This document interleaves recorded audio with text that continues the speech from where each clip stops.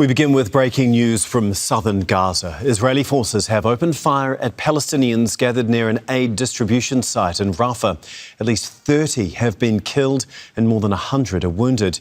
The aid site is under the control of the controversial Gaza Humanitarian Foundation, which is backed by the US and Israel. The United Nations has accused the organisation of weaponising aid, warning that it could serve to depopulate northern Gaza as planned by the Israeli military. Well, for more on this, we're going to speak to Hind Khoudary. She joins us on the phone from Deir el-Balah in central Gaza. Hind, first of all, can you tell us a little bit more about this attack in Rafah? So we have been trying to collect testimonies, trying to talk to people who went there, like why did they go, how did they go, and what the process, and who told them that there is a distribution, for example, today. So one of the women said that they were in their tents, and then the Israeli quadcopter sent this message out telling them to go to this distribution point in Muraj, in Rafah. And these people were living in Mawasi Khan Yunis, between Mawasi Khan Yunis and Mawasi Rafah. So that's how Palestinians started to go to that area. Now, the minute people started reaching, the Israeli forces opened live fire against them, killing at least 10 Palestinians and injuring at least 115.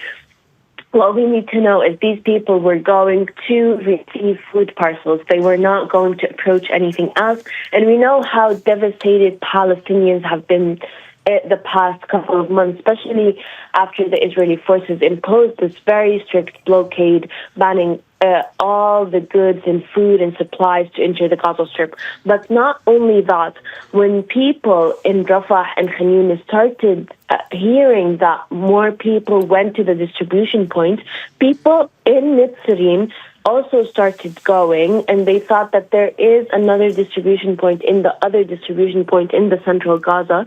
So people also started approaching the Netzarim point, and at least one Palestinian has been killed and dozens of others have been injured. So far there has been no distribution point today, but people approached because there was a message from a quadcopter telling them that there is a distribution today. OK, Hind, so two attacks on two different distribution points just in the last couple of hours. I mean, how nervous are Palestinians there? How nervous are people in approaching them now to get aid, even though they desperately need food and water and medical supplies? People are very stressed, and all they want is to feed their families, is to secure one meal for their children. And this is why Palestinians have been going to this distribution point, despite the fact that they know that it's controversial, it's backed by the US and Israel, but they do not have any other option. They're saying that all we need is getting food.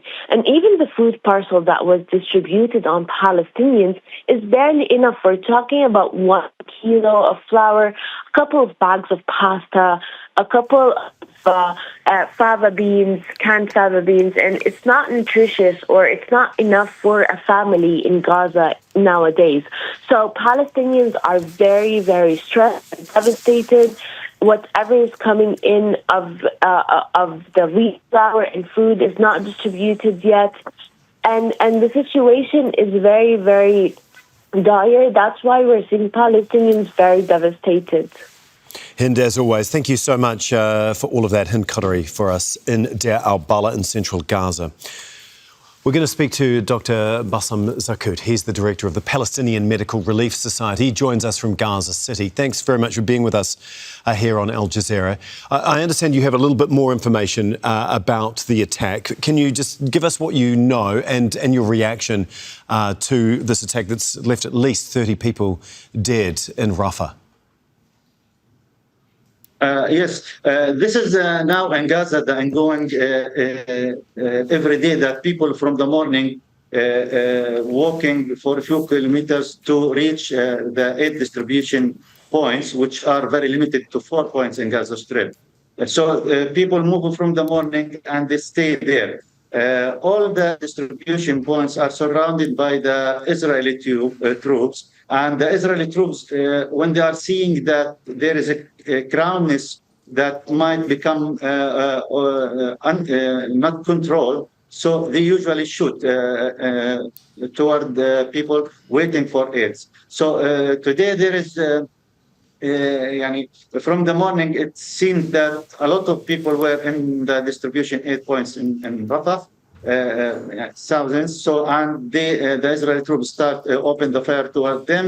30, as the reports reached now, 30 murders and more than 120 wounded. Some of the wounded is still received in Nasser hospitals with a critical situation, and they are in operation rooms now. Yeah, just on the people that have been injured in this, like you say, 120, many are in critical condition. I mean, what sort of treatment is actually available to them now? The healthcare system in Gaza, mainly the hospitals, with the limited resources that they have from the long siege that more than 90 days, they are not receiving any of the aid that they need to run the hospitals. So usually they do the emergency procedures, the life-saving procedures for the wounded. Those with non-critical, mild injuries, so they can treat, but those with a severe injuries require operation rooms or intensive units. Doctors work with them to put them in a stabilization situation. And after that, some of them will go on a waiting list with other 10,000 of wounded in the waiting list to reach the health assistance outside Gaza Strip, because they cannot have the operation, the complicated operation that they need in Gaza. And other might die while waiting in hospitals of not receiving the complete intervention that they need. Can you just give us your thoughts on the impact of the Gaza Humanitarian Foundation as a way to distribute aid, and just give us an idea of how dangerous it is for people to go to these distribution sites now? In my understanding, the new mechanism forced by Israeli army and with the help of security companies from USA, in my understanding, not armies, not security companies have the principles of aid. They are not, it's not in their mandate to work in aid process completely. There is, I think, different hidden agendas in this aid distribution mechanism. First of all, the mechanism itself does not respond to the people needs. Elderly people with disability, families headed by women, orphan children without families, all of them cannot reach the distribution aid points. They cannot work, they don't have the ability and the strength to do that.